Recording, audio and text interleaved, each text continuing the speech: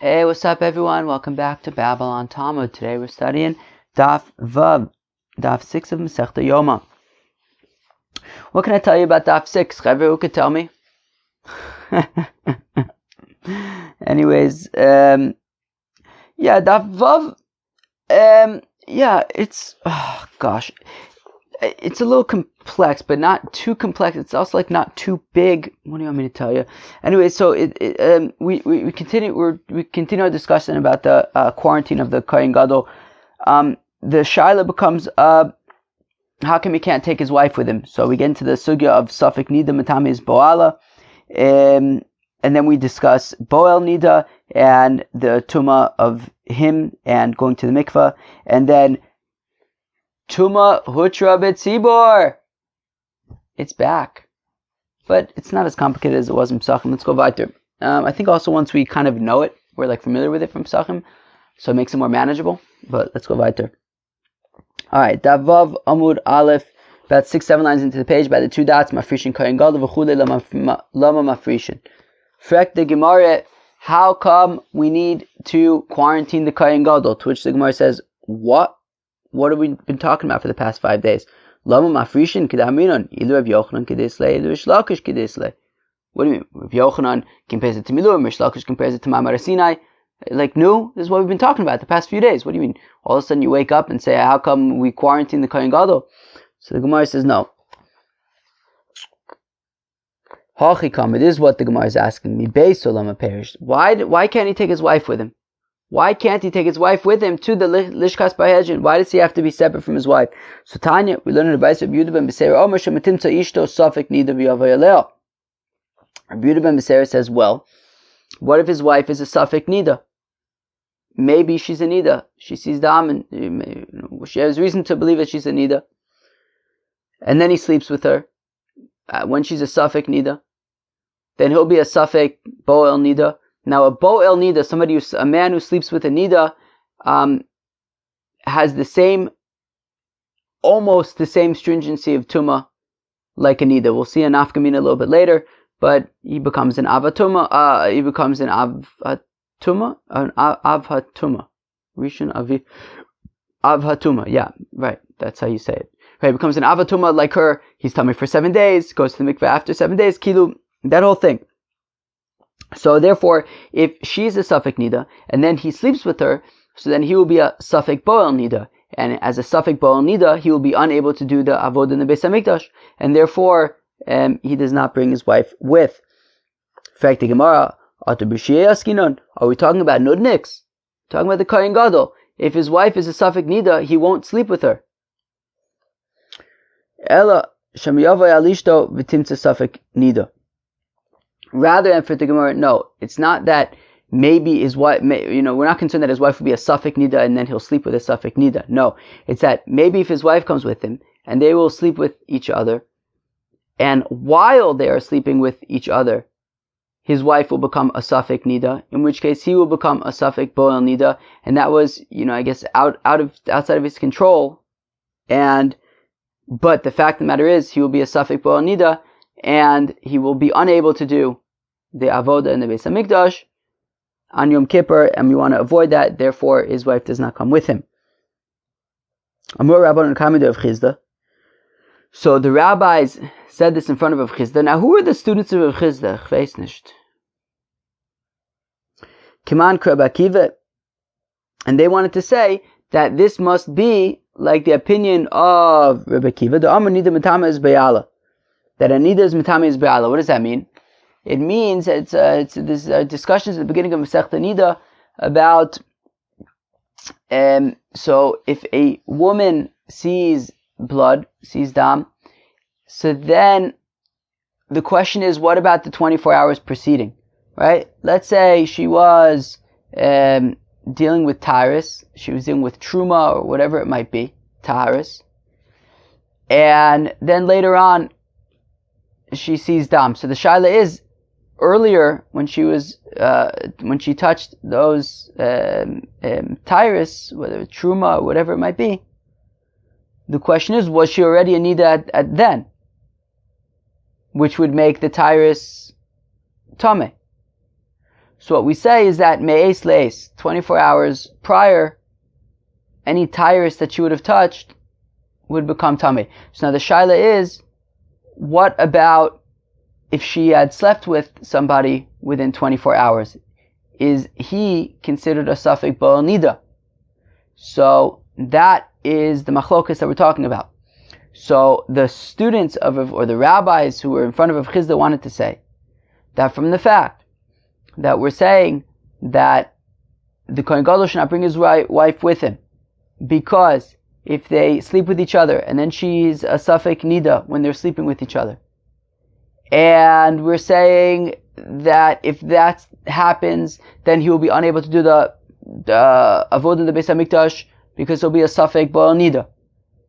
They wanted to say in front of Rav Chizda that that's dafka the opinion of Rabbi Akiva, who says that a nida, i.e. a woman who sees dam nida, so anybody, if she slept with somebody within 24 hours, so that man will be a safek bo'el nida, which seems to be the concern over here with the kohen gadol, and that seems to be like in line with Rabbi Akiva's opinion. So it must be that we're assuming, like Rabbi Akiva, that a nida is metama es bo'ala me'es le'es. The Rabbanan ha'amri ein nida metama es bo'ala, because if it's the rabbi's opinion, they say that a nida is not metama es bo'ala me'es le'es. Amalahu Rav Chizda said to them, afilu teimu Rabbanan. You can even say that this is a concern of the rabbis as well.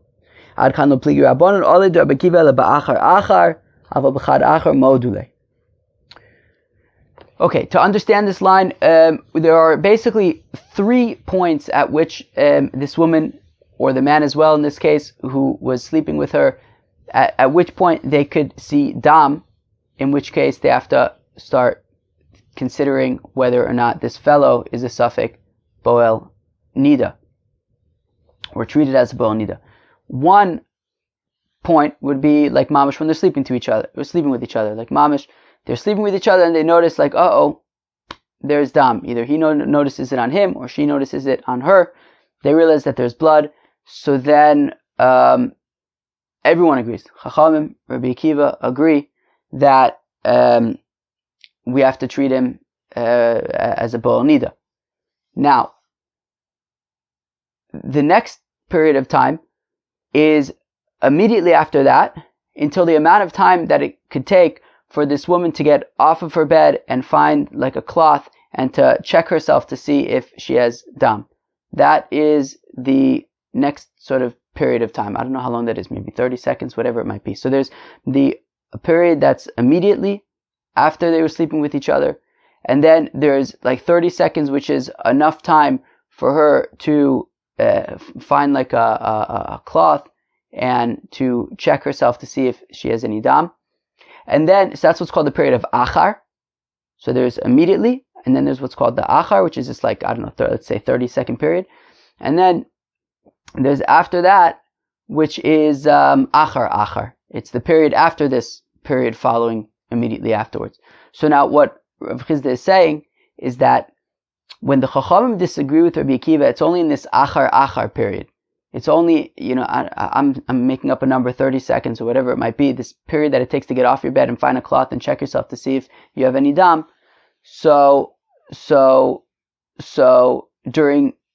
only after that period, achar, do the Chachamim argue with Rabbi Akiva and say that achar, in this latest period, this fellow would not be a safek bo'el nida. However, if they would notice dam either while they were sleeping with each other, and kilu immediately afterwards, or during this achar period, the amount of time that it takes for this woman to climb off of the bed, get a cloth, and check to see if she's a nida.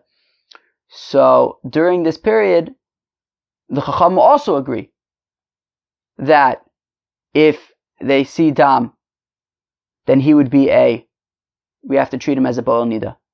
It's only after that period where the Chacham argue with Rabbi Akiva, and therefore, you can even say that the rabbis would agree that the kohen gadol does not bring his wife along, because in the event that they would sleep with each other, and either immediately after sleeping with each other or during this achar period, that first period that it takes to get off the bed and get a cloth and check yourself, if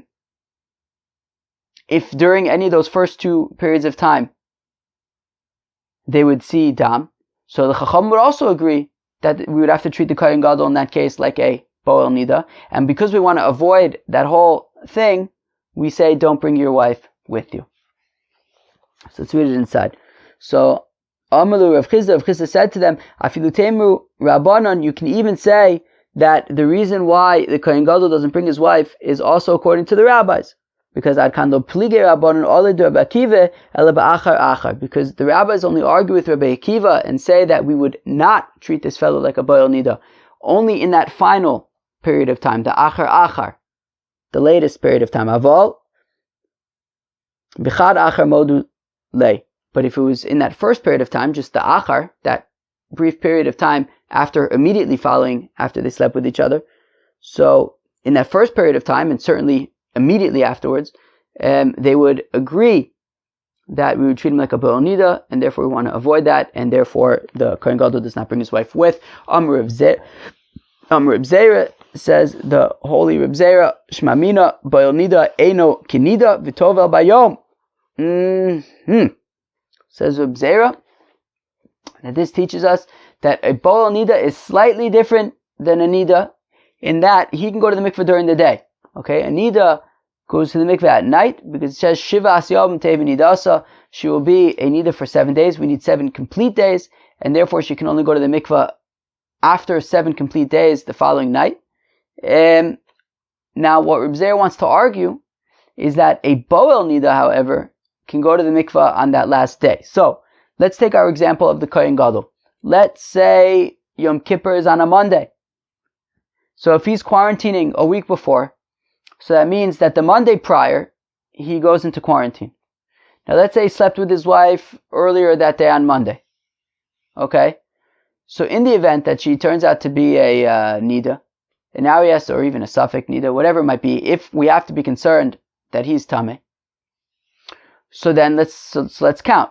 So day 1 would be that Monday already, okay? Mikta Sayom Kikula, we could treat day 1 as Monday. Monday is day 1. So you have Monday, Tuesday, Wednesday, Thursday, Friday, Shabbos, Sunday is day 7. So now here's the thing. And Monday we already said is Yom Kippur. So we're saying that the kohen gadol quarantines a week earlier, i.e., if Yom Kippur is on Monday, the kohen gadol is in quarantine from the previous Monday. If he had slept with his wife on that Monday, and then she turns out to be a nida, whatever it is, and then he's concerned that he's a suffix boel nida, so day 7 would be Erev Yom Kippur on Sunday. And of course on Monday and Yom Kippur, the kohen gadol is doing all the avodah in the Beis Hamikdash, so we need him to be tahor. Now here's the thing. From the fact that we know that it'll be tahor on Monday, mistama then he's going to the mikveh the day before on Sunday during the day. Because if he goes to the mikveh Sunday night, kol nidre time, when Yom Kippur already starts, well then he's not going to be tahor until Monday night, because of course we need Harav Shemesh. You need the sun to set. And therefore, if he goes to the mikveh on Sunday afternoon, and then by sundown on Sunday night, when Yom Kippur starts, he already went to the mikveh, he was a Tuvol Yom, he had Harav Shemesh, and now he's tahor and he can do whatever avodah he has to do on Monday. But if you can only go to the mikveh on Sunday night, the way that a nida would go to the mikveh, after 7 complete days, well then he's not actually going to be tahor until Monday night, Motzoi Yom Kippur, after Yom Kippur. So in order for this to make sense, we have to say that a boel nida is slightly different than a nida, in that boel nida can go to the mikveh during the afternoon. And therefore the kohen gadol goes to mikveh Sunday afternoon, and he's tahor by Monday, and he can do the avodah. What do you guys think of that? Amr Reb Zera, let's read it again. Amr Reb Zera says, Reb Zera Shmamina, we learned from the kohen gadol quarantining 7 days prior and not 8 days prior. But nida eno kinida, that somebody who sleeps with a nida is not exactly like a nida, because whereas a nida goes to the mikveh the following night after 7 days, Vitova Bayom, the Boel Nida can go to the mikveh on the 7th day. The Amad Boel Nida Kinida, because if you say that a Boel Nida is like a Nida, that he has to wait 7 full days and then go to the mikveh the following night, Eimas Tavil, Belelia, so then when's he going to the mikveh? Sunday night. If he goes to the mikveh Sunday night, how could he be doing the avodah on Monday? He would have to wait until sunset Monday night. He needs to have Hayrav Shemesh. So rather, what must we say? That a man who sleeps with a Nida is different than a Nida in that a Nida waits 7 full days and then goes to the mikveh the following night, whereas a Boel Nida can already go to the mikveh on the last day. Rav Shimon ben Arda Amar afilu tema Boel Nida kinida. Says Rav Shimon ben Arda that you can even argue that a Boel Nida is just like a Nida and he has to wait 7 full days and go to the mikveh the following night. And Rav Shimon ben Arda would explain that when does the kohen gadol quarantine in our example of Yom Kippur being on a Monday? So he quarantines already. Can Yom Kippur ever fall out on a Monday, Lamaisa? We say Lo Adu Rosh, that you can't have Rosh Hashanah be on Monday, Wednesday, or Friday. So if Rosh Hashanah was, let's say, on a Shabbos, so then the 8th day would be Shabbos, Sunday, Monday. Yeah, Yom Kippur could be on a Monday. Anyways, so in our case, if Yom Kippur was on a Monday, so then it says of Shimon ben Arda, it's slightly different. He doesn't begin his quarantine the previous Monday. He starts his quarantine the previous Sunday, right before Shkia, an hour before Shkia. So he has the full, and then so therefore he starts his quarantine slightly before 7 days begin. Right? So Rosh Hashanah is Monday, Yom Kippur is Monday, so he starts his quarantine the previous Sunday, an hour before Shkia, which means that if he had slept with his wife earlier that day, and then she turns out to be a Nida or a Safek Nida, and now we're not sure about his status, so already Sunday could be day 1, which means Sunday is day 1, Monday, Tuesday, Wednesday, Thursday, Friday, Shabbos is day 7, Motzoi Shabbos he goes to the mikvah, Sunday night he has Hayrav Shemesh, Monday he can do the Avodah in the Beis HaMikdash. But we say that he quarantined 7 days before Yom Kippur, not 8 days, but since it was right before Shkia on Sunday, it's considered basically 7 days. 7 days in a tiny little bit, but we'll call it 7 days. That is Rav Shimon ben Arda's take on it. So the Iker Machlokes between Reb Zera and Reb Shimon ben Arda is a Boel Nida. Does he go to the mikveh during the day, on day 7, like Reb Zera, or the following night, like Reb Shimon ben Arda, which would be just like a Nida? Meiser Rav Akasha and Reb Shimon ben Arda kol chayve tvilosim bayom. Anybody who has to go to the mikveh, let's say you chuck a dead sheretz at a fellow, and then now he's a rishon tumah, so you can go to the mikveh during the day, and then it becomes a tvul yom, and then Hayrav Shemesh. Exciting times. Nida v'yoledes tvilosim balayla. However, a nida and a woman who gives birth, who's compared to a nida, as it says, v'ti, right, nidas dvosa titma. So a nida and a yoledes, they go to the mikveh at night. Nida in, boel nida lo. So on that list is a nida, not a boel nida. So we see that a boel nida does not go to the mikveh at night, rather during the day, like Reb Zera and for the Gemara, nida v'chol da'asim meribuya. No, when it says nida, it means nida and anything that is included from a nida, i.e., boel nida would be included as well, and a boel nida would go to the mikveh at night as well, according to Shimi bar Ashi. No, Rav Shimon ben Arda. Meisvei, we have another kasha of Shimon ben Arda. Balkari k'magasheretz. We have a brisa that says that a balkari, a fellow who sees sperm, so it's like a magasheretz. It's like somebody who touches a dead sheretz. Boel nida, somebody who sleeps with a nida. Kid tmei meis is like somebody who is a tmei meis, somebody who touched a corpse. Now, my lav l'tvila.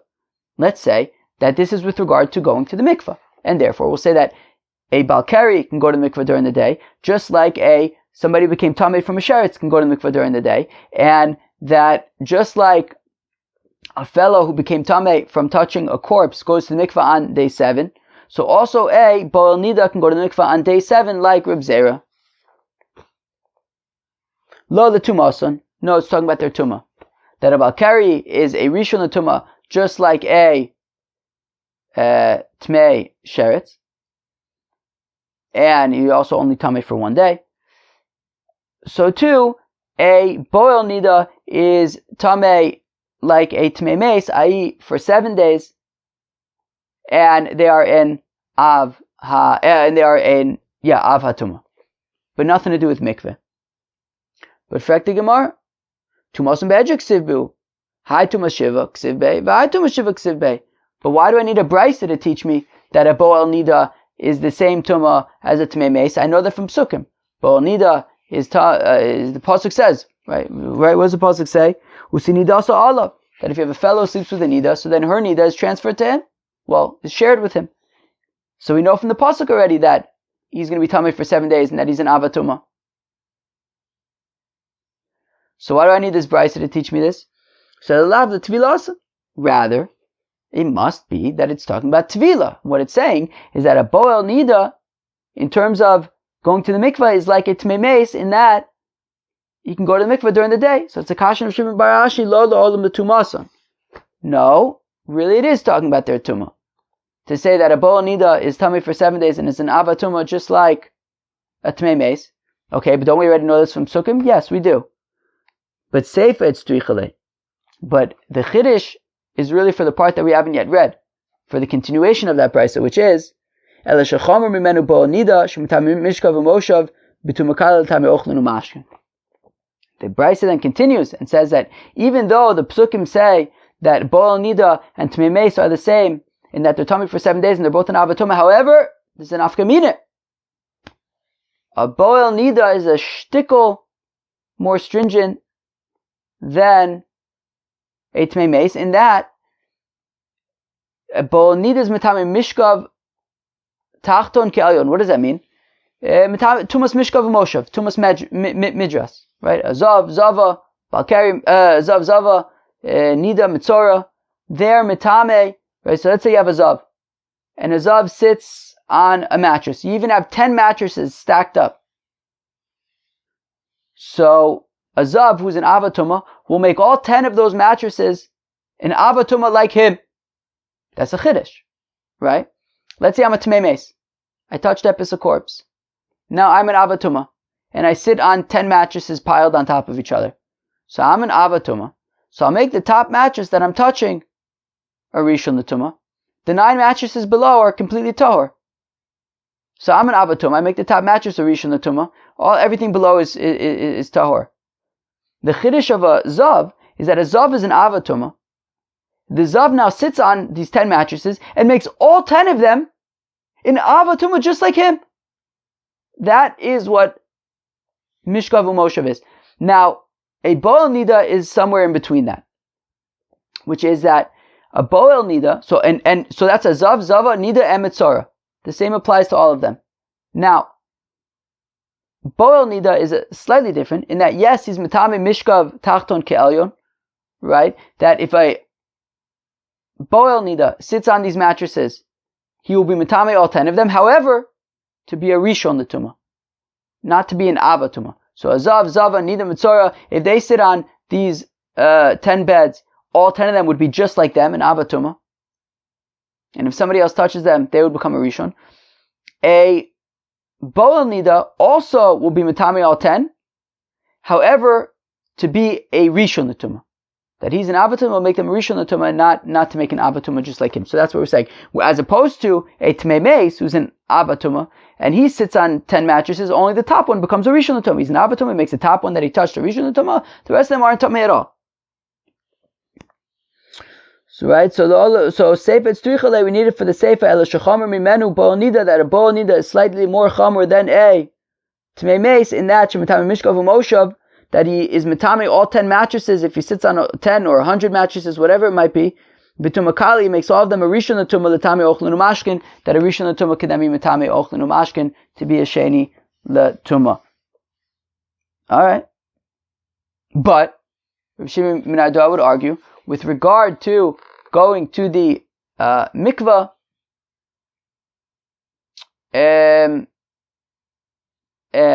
they are different in that a Tmei Meis goes to the mikvah during the day, a Boel Nida, according to Shimon ben Ado would go to the mikvah at night.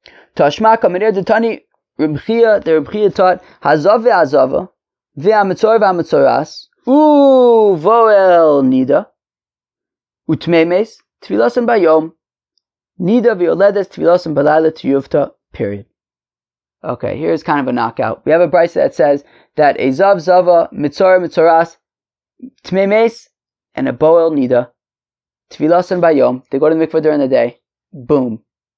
Brisa, just like Reb Zera, not like Reb Shimon ben Ado, and there you have it. Nida v'yoledes tfilasan balayla, where specifically Nida and Yoledes, they go to the mikvah at night. Tiyufta, it's a kasha on Reb Shimon ben Ado, and that's that. V'achata mafrisha mitumas beisa, fisher mitumas hameis. Now, frek the Gemara. Okay, fine. So we explained why we want to separate the kohen gadol from his wife. Fine. Bo Nida, fine. What about tumas hameis? Why aren't we concerned? As Rashi points out, you can have people coming in and out of Liskas Bayhedjin. Nobody says he's not allowed to have visitors. What if one of the visitors, Pashit, drops dead? Now he's Tamei Tumas Ha'ol. Don't we have to be concerned about Tumas HaMeis? So Amar of Tachlifa Avur, the Rav Huna, and the parenthesis says by Tachlifa, which I think Taka makes sense. Apparently the Rashash says it makes sense, because we're saying Mishmei de Rava, so we're not talking about Rav Huna. Rav Huna wouldn't be quoting Rava. Akopanim, it's the name of Rava. So Somer's Tumas Hameis Hutra Hi Bit Tzibor. Everybody remembers Tumah Hutra Bit Tzibor, right? That was like one of the big complex sugyas of the second part of Psachim. Now, so says Rava that from the fact that we're not concerned that somebody's pasha can drop dead in the Lishkas Bayhedjin, how come we're not concerned? Because even if somebody does drop dead, and the kohen gadol does become a Tmei Meis, however, Tumah Hutra B'tzibur, when it comes to the kohen gadol is going to be doing communal avoda on Yom Kippur. It's for the community, and therefore Tumas Hameis Hutra Hi B'tzibur, it's permitted B'tzibur, and therefore it's not a concern. Ravina Amar Filu Te'em Tumas Hameis Dechuya Hi B'tzibur.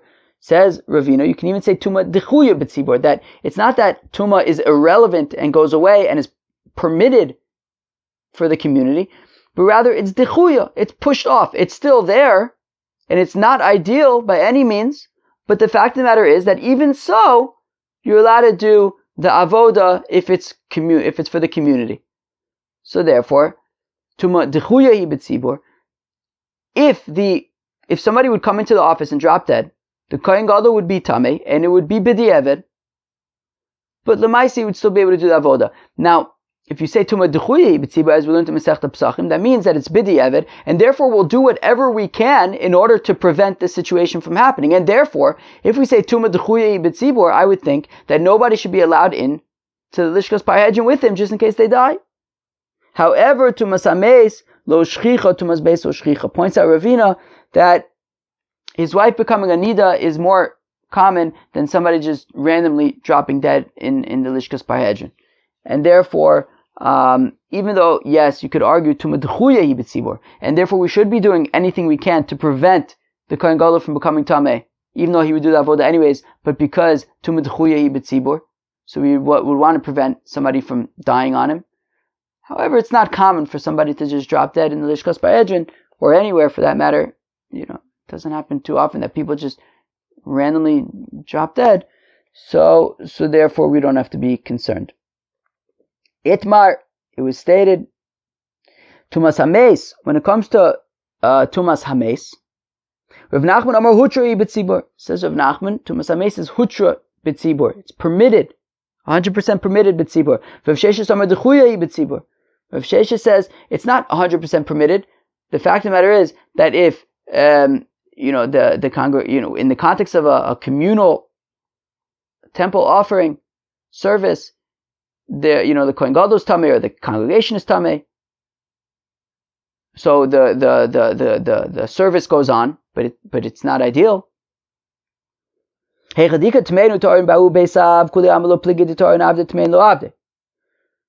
Gemara clarifies that if you have a beisav, we learned about a beisav the other day, that the kohanim were divided into 24 groups, and every week would be a different group serving the Beis Hamikdash, and the group was further divided into 6 subgroups, and every day would be a different subgroup.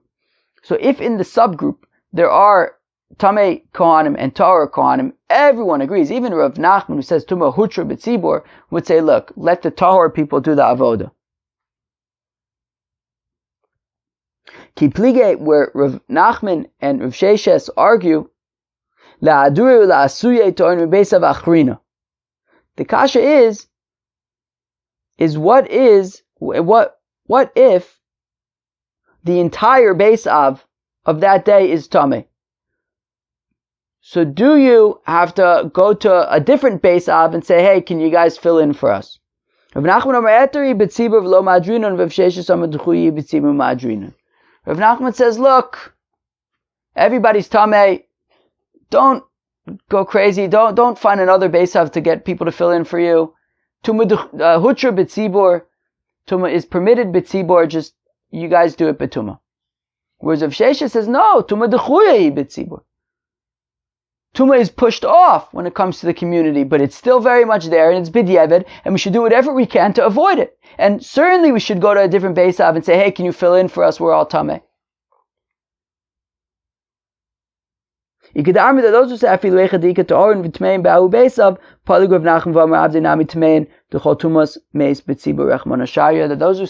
that actually Rav Nachman, when he says that tumah hutra b'tzibur, it means that even in the case where some of the people in the beisav are tahor, some of the people in the beisav are tamei, even the tamei people can do the avoda. We don't necessarily say let the tahor people, because tumah hutra b'tzibur, that when it comes to the community, it's permitted, and there's really no benefit to the tahor people doing it versus the tamei people, because after all, the tumah is irrelevant according to Rav Nachman. That's a different way to understand it.